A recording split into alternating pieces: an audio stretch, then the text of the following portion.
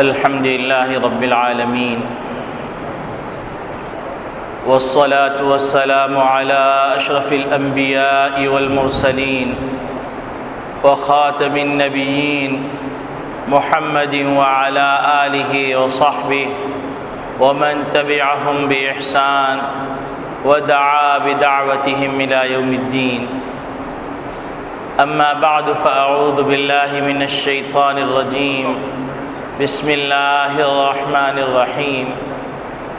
قال الله تبارك وتعالى: يا أيها الذين آمنوا عليكم أنفسكم لا يضركم من ضل إذا اهتديتم إلى الله مرجعكم جميعا فينبئكم بما كنتم تعملون.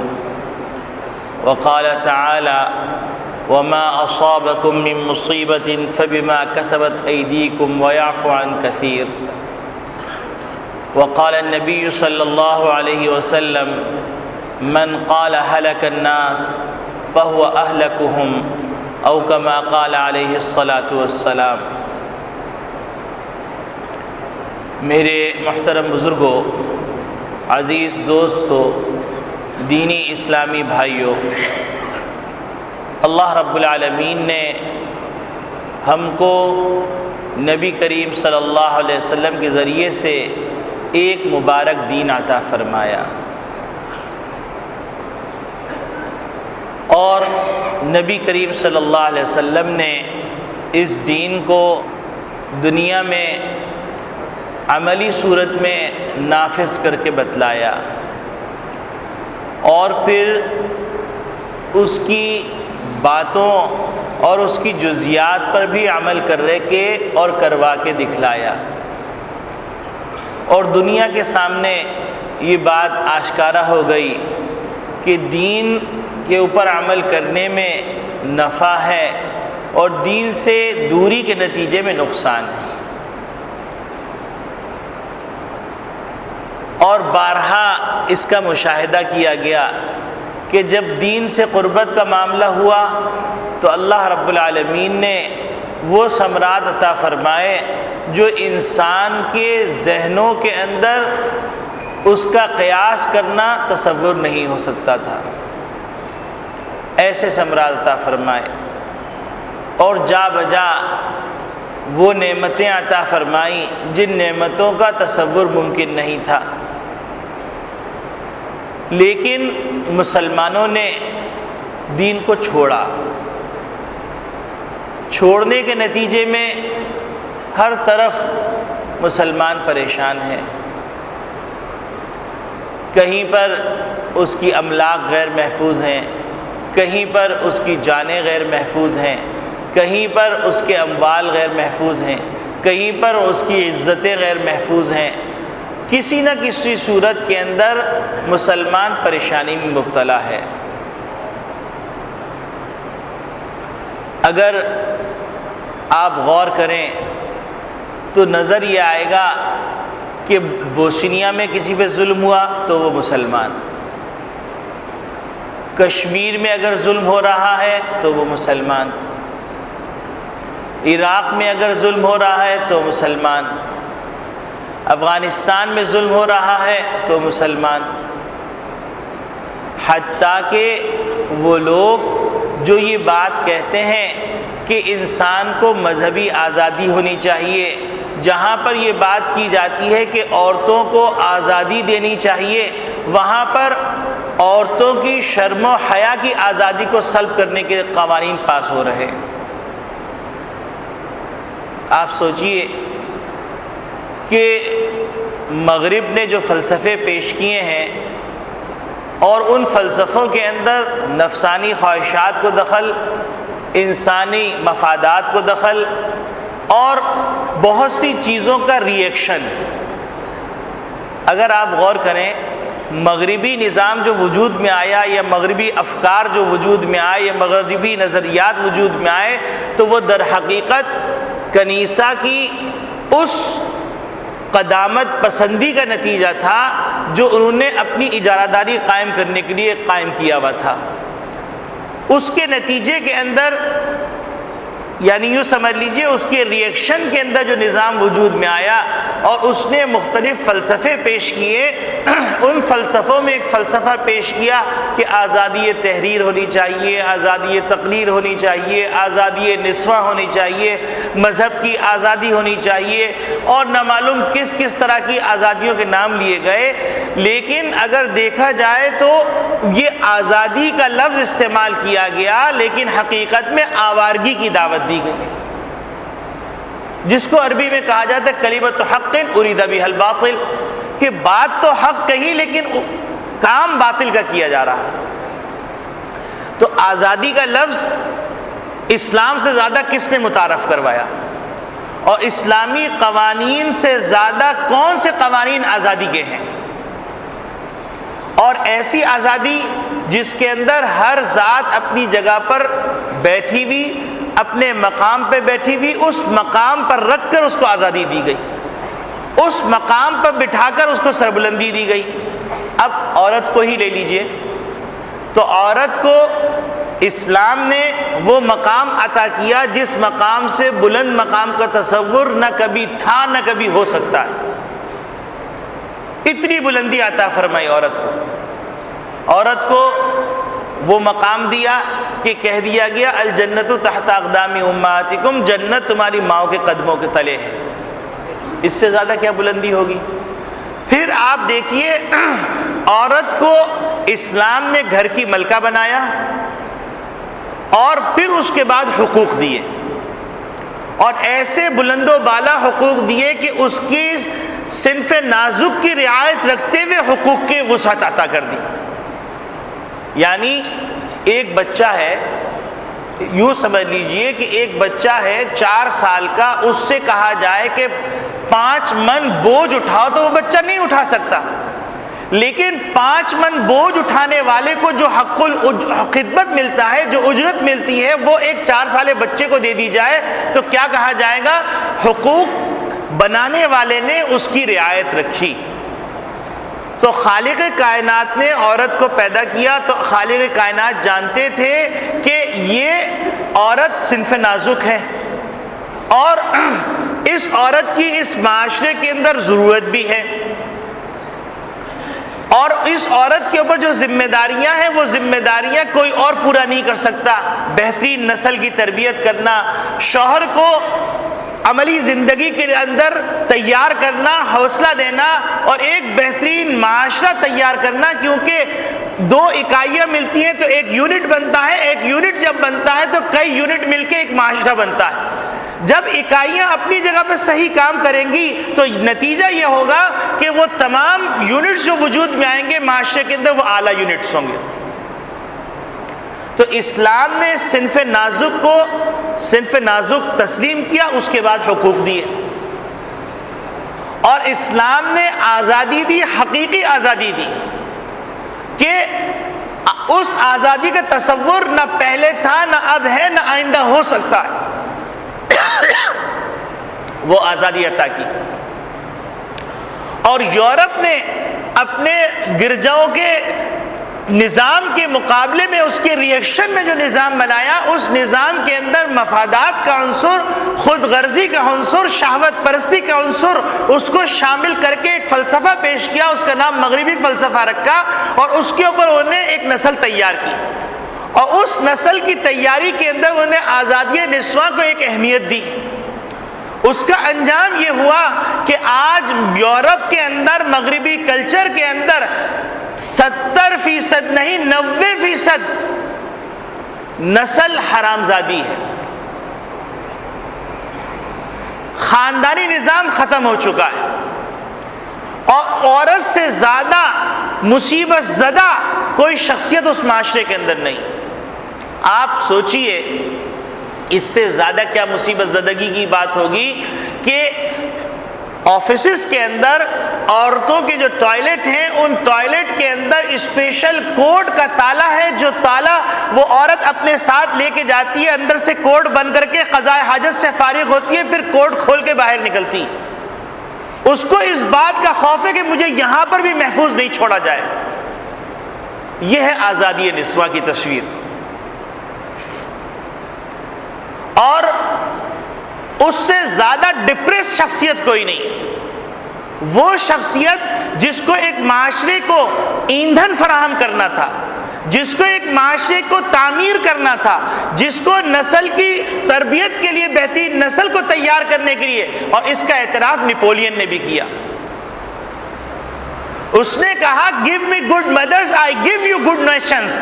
تم مجھے بہترین مائیں دو تو میں تمہیں بہترین نسل دوں گا. تو جب انسان ٹھوکریں کھا کھا کے اپنی انتہا کو پہنچتا ہے تو اس کے منہ سے وہ جملے نکلتے ہیں جو وحی الہی کے جملے ہوتے ہیں. اس کی فطرت اس کو تسلیم کرتی ہے اور وہ کہنے پہ مجبور ہوتا ہے کہ بہترین نسل کے لیے بہترین ماؤں کی ضرورت ہے. اور بہترین مائیں کب وجود میں آئیں گی؟ جبکہ ان کے اندر آزادی کا وہ تصور ہوگا جو اسلام نے دیا، اور آزادی کا وہ تصور نہیں ہوگا جو آوارگی کے زمرے کے اندر آتا ہے، ورنہ وہی ہوگا جو آج ہو رہا.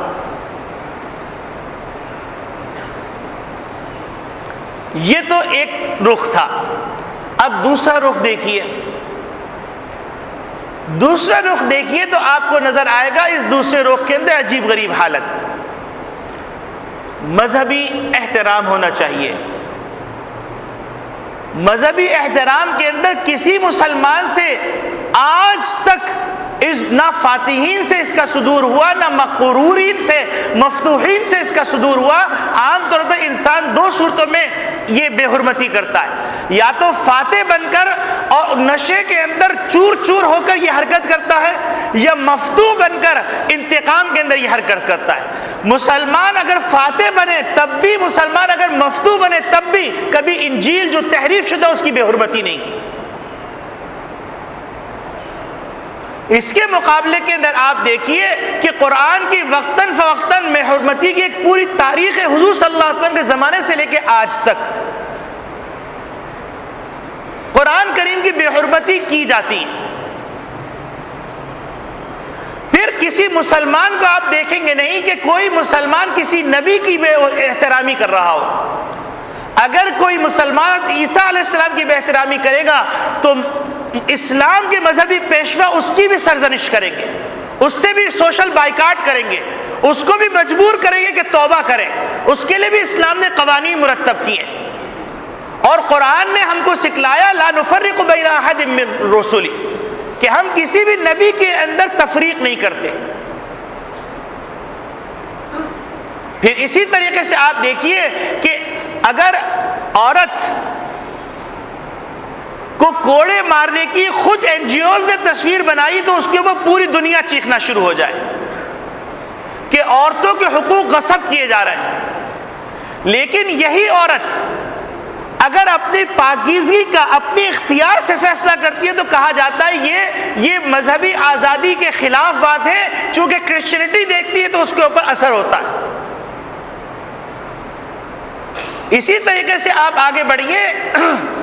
اگر ایک عالم ایک مسلمان داڑھی رکھتا ہے تو کہا جاتا ہے یہ دہشت گرد جا رہا ہے. لیکن اگر یہودی عجیب غریب قسم کی داڑھی رکھتے ہیں تو کہا جاتا ہے یہ مذہبی معاملہ ہے، اس پہ آپ بات نہ کیجیے.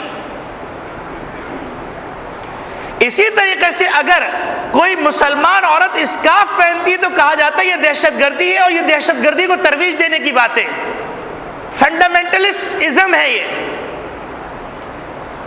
اس کے مقابلے میں اگر کوئی راہبہ نن اسکارف باندھتی ہے تو کہتے ہیں کہ یہ اسکارف کیوں پہنا جا رہا ہے، اس کو بھی اتار دو. کہتے ہیں یہ مذہبی معاملہ ہے، بولیے نہیں.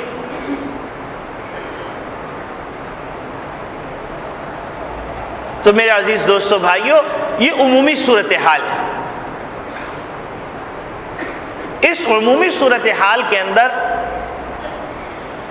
قرآن ہماری کیا رہنمائی کرتا ہے؟ تو ہم قرآن سے رہنمائی حاصل کرتے ہیں کیونکہ یہ ازلی کتاب ہے، ابدی کتاب ہے، اور اس کے اندر جتنے بھی فارمولے ہیں قیامت تک کے لیے ہیں. تو میں نے آپ کے سامنے 2 آیتیں پڑھی.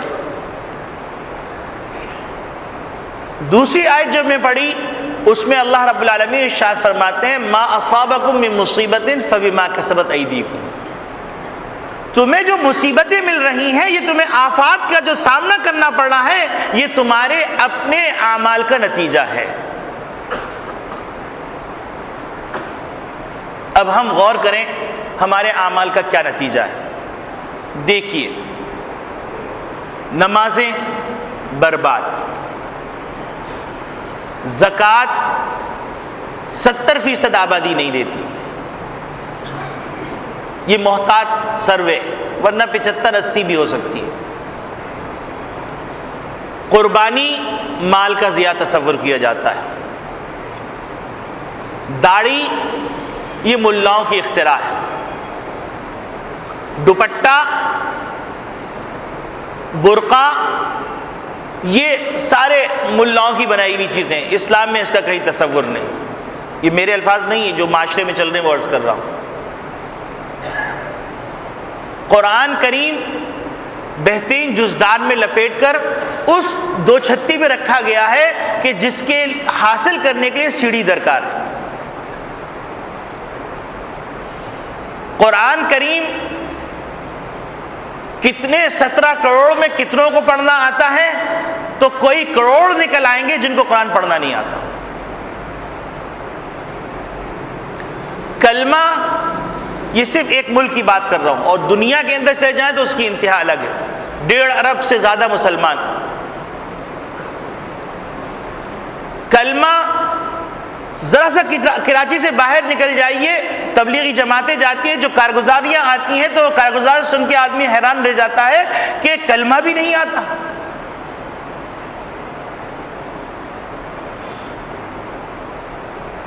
غسل کے فرائض ایک بڑی آبادی ہے جو جانتی نہیں، قرآن بھی پڑھ رہی ہے، نماز بھی پڑھ رہی ہے، حج بھی کر رہی ہے، زکوٰۃ بھی دے رہی ہے، غسل کرنا نہیں آتا۔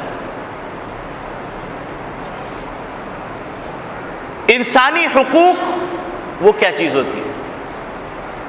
ماں کا حق، باپ کا حق، بھائی کا حق، پڑوسی کا حق، محکوم کا حق، حاکم کا حق، استاد کا حق، شاگرد کا حق، پیر کا حق، مرید کا حق، مربی کا حق، خالہ کا حق، خالو کا حق، کوئی نہیں جانتا۔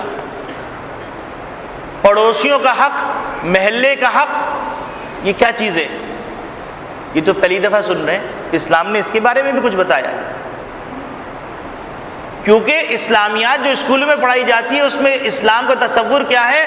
سورہ اخلاص، سورہ فاتحہ اور سورہ تبت یدا کا ترجمہ، اور پھر ایمان مفصل، ایمان مجمل، اس سے زیادہ اسلامیات ہے ہی نہیں۔ اور آگے چلیے، یہ شخصی معاملات، تجارت کے اندر پلے درجے کا جھوٹ، فراڈ، غصب کر لینا، دھوکہ دے دینا، ناپ تول میں کمی کر لینا، جاپان کا بول کر لالو کھیت کا مال لگا دینا، 2 نمبر، 4 نمبر، 6 نمبر، 10 نمبر تک آ گئی چیزیں۔ بہترین سیلز مین وہ ہے جو سب سے اچھی طرح جھوٹ بول سکتا ہو، جو گاہک کی آنکھ میں دھول جھونک سکتا ہو۔ آگے چلیے، آگے ہم جب چلتے ہیں تو چلنے کے بعد تجارتی معاملات کے اندر سود بھی کوئی حرج کی بات نہیں ہے، اور اچھا بول کر اوپر اچھا رکھ کر نیچے خراب رکھ کر بیچنا بھی کوئی بات نہیں، ملاوٹ کر لینا بھی کوئی بات نہیں، 10 کلو کا بول کر 8 کلو دے دینا بھی کوئی بات نہیں۔ پھر کسی سے خریدتے وقت اس سے زیادہ شریف کوئی نہیں، اور ادائیگی کے وقت اس سے زیادہ بد اخلاق کوئی نہیں۔ جوتیاں گھس جائیں، پیسے وصول کرنے کے لیے جوتیاں گھس جائیں، فون کالیں کر کر کے تھک جائے، نام کیا ہے؟ مسلمان۔ مزید آگے چلیے، بیوی کے معاملے کے اندر باہر انتہائی با اخلاق، بیوی کے معاملے میں انتہائی بد اخلاق، نامحرم عورتوں سے بات کرنے میں ان سے زیادہ اسمارٹ کوئی نہیں ہے، ان سے زیادہ خوش گفتار کوئی نہیں، بیوی کے لیے کبھی اچھا جملہ منہ سے نہیں نکلتا۔ اس کے برعکس بیوی نامحرم مردوں سے بات کرے تو اس سے زیادہ بہترین اخلاق والا، اس سے زیادہ لچھے دار بات کرنے والا کوئی نہیں، شوہر کے لیے تیار ہونا نہیں، باہر نکلتے ہوئے اتنا اسمارٹنس کا خیال، اتنے پرفیوم، اتنے تمام چیزوں کا اہتمام کہ جس کی کوئی انتہا نہیں۔ شوہر آ رہا ہے جس کے لیے حکم ہے تیار ہونے کا، جسم سے بدبو آ رہی، کبھی تیار ہو جایا کرو۔ گھر کی فرصت کہاں ہے مجھے، شعلے نکل رہے۔ یہ مسلم معاشرہ ہے۔ ہم اللہ میاں کو شکوہ کر رہے ہیں کہ اللہ میاں ہمارے ساتھ ایسا کیوں کر رہے ہیں، قرآن کیا کہہ رہا ہے اس کے اوپر غور کریں ہم۔ آگے چلیے، استاد اور شاگرد، استاد شاگرد کے لیے مخلص نہیں، شاگرد استاد کے لیے مخلص نہیں۔ استاد اپنے شاگرد کو کسی مقام پہ دیکھنا نہیں چاہتا، شاگرد اپنے استاد کو اچھا نہیں سمجھنا چاہتا، اسی استاد سے پڑھ رہا ہے، اسی کی غیبت کر رہا ہے، اسی پہ تنقید کر رہا ہے۔ آوے کا آوا بگڑا ہوا، پڑوسی، گھر کی صفائی کر کے پڑوسی کے گھر پہ کچرا ڈال دینا، اور تکلیف کی جتنی صورتیں ہو سکتی ہیں وہ سب اختیار کر لینا، خوب تیز ٹی وی بجا لینا، خوب شور مچا لینا، پانی کے اندر جھگڑ لینا، اور نہ معلوم کن کن چیزوں میں جھگڑ لینا۔ پھر آگے چلیے، کرایہ دار،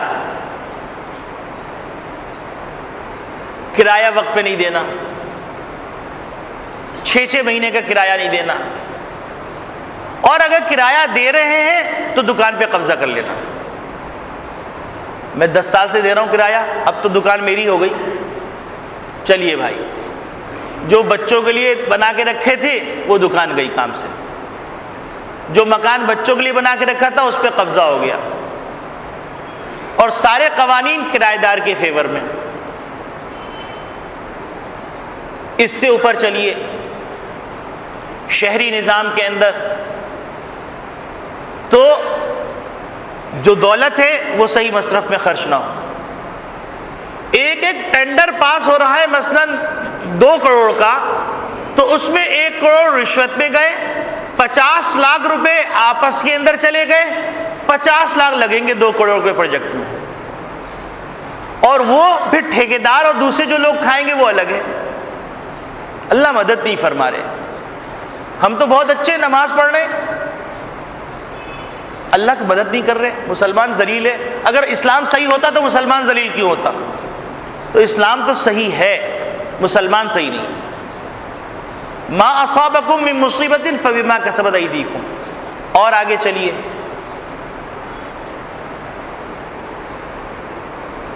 مالک اور نوکر، اس کے اندر بھی کیا حال ہے؟ مالک چاہتا ہے کہ میری ناک پہ بال نہ آنے دینا چاہیے، مکھی نہ بیٹھے، لیکن نوکر کو 6 مہینے تنخواہ نہیں دوں گا میں، 2000 روپے تنخواہ، 3000 روپے تنخواہ، 4000 روپے تنخواہ، لاکھوں روپے کی آمدنی ہو رہی ہے، ابھی میں قرضے ادا کروں یا تم لوگ کے نخرے اٹھاؤں؟ ارے اسی کے خون پسینے سے تم نے کمایا ہے میاں۔ عام طور پر فیکٹری کے اندر یہ نحوست ہے،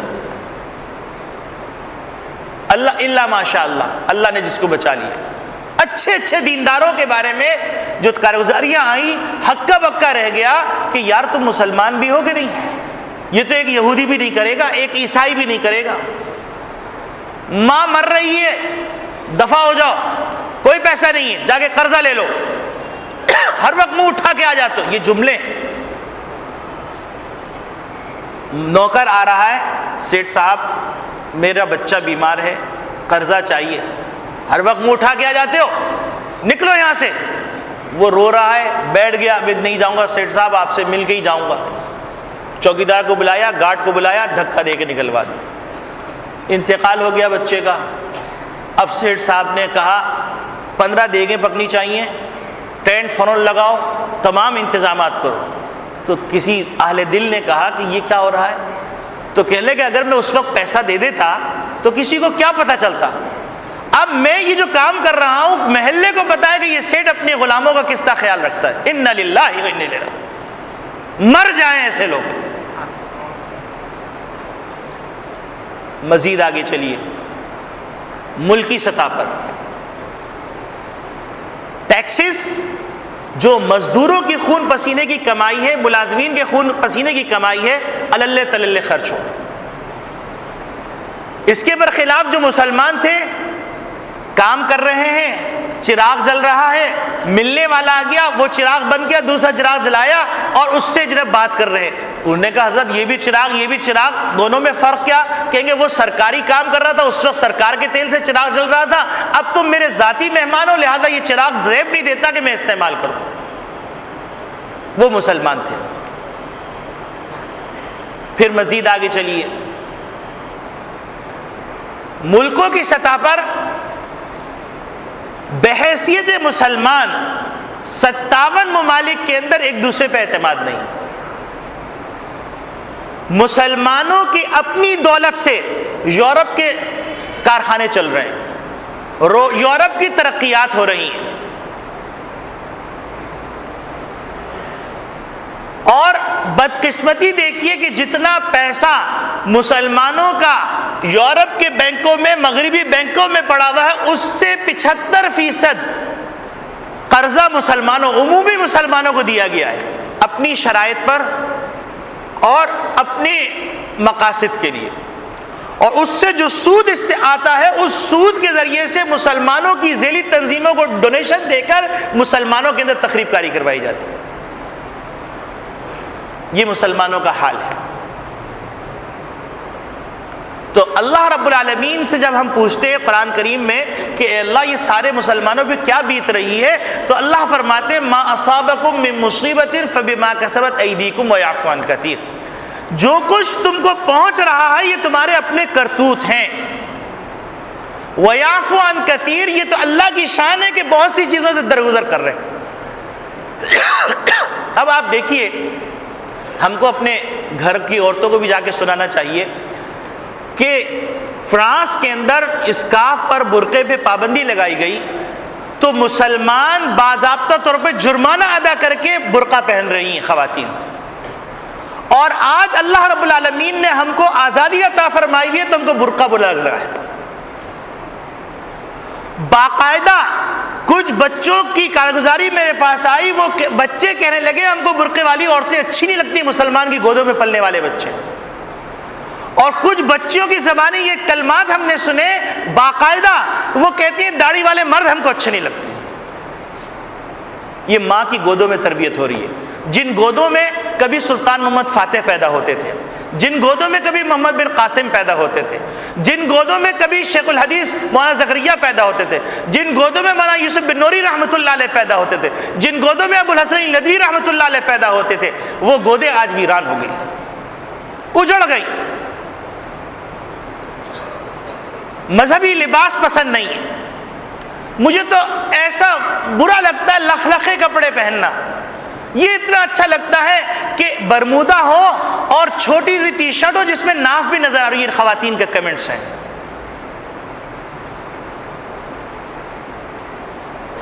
تو یہ ہو نہیں سکتا کہ انسان بوئے کانٹے اور نگلے جنا آم اور امرود۔ یہ تو قرآن نے ہم کو بتایا کہ تمہاری اس وقت حالت کیا ہے۔ اس کے بعد اس کا حل کیا ہے؟ قرآن آگے کہہ رہا ہے، میں جو پہلی آیت پڑھی تھی اس کے اندر اللہ رب العالمین ارشاد فرما رہے ہیں یا ایھا الذین آمنوا علیکم انفسکم۔ عام طور پر میں یہ گفتگو کر رہا ہوں، باقی تو میرے اللہ اور میرے دل سے واقف ہے، لیکن میں یہ گفتگو کر رہا ہوں تو میں یہ سمجھتا ہوں کہ میں پارسا ہوں اور آپ لوگ سب اس کے مخاطب ہیں۔ اللہ نہ کرے ایسا نہیں ہے، لیکن عمومی مزاج امت مسلمہ کا یہ بن گیا ہے کہ جب کوئی آدمی اصلاح کے لیے کھڑا ہوتا ہے تو کہتا ہے اصلاح کے مخاطب تم لوگ ہو، میں تھوڑی ہوں۔ اور قرآن کہہ رہا ہے یا ایھا الذین آمنوا علیکم انفسکم، اے ایمان والو اپنے آپ سے آغاز کرو۔ جب تم اپنی اصلاح کی فکر کر لو گے تو اللہ رب العالمین فرمائے لا یضرکم من ضل اذا اهتدیتم، کہ جب تم ہدایت یافتہ ہوگے تو جو گمراہ ہوں گے تم کو نقصان نہیں پہنچا سکتی۔ یہ اللہ کا فرمان ہے، پھر یورپ والے کچھ نہیں کر سکتے، یہ یہود و نصارہ تمہارا کچھ نہیں بگاڑ سکتے۔ علیکم انفسکم، لا یضرکم من ضل اذا ہدیتم، کہ جو گمراہ ہو جائیں گے لیکن تم ہدایت یافتہ ہوگے تو وہ تمہیں نقصان نہیں پہنچا سکتے. یہ قرآن کہہ رہا ہے، میری بات نہیں. اور نبی کریم صلی اللہ علیہ وسلم نے اس کو مزید واضح فرما دیا. نبی کریم صلی اللہ علیہ وسلم فرمایا من قال ہلک الناس فہو اہلکہم، جو یہ کہتا ہے کہ لوگ ہلاک ہو گئے، لوگ بداعمال ہیں، لوگ بداعمال ہیں، لوگ بداعمال ہیں، سب سے زیادہ ہلاک شدہ وہی ہے.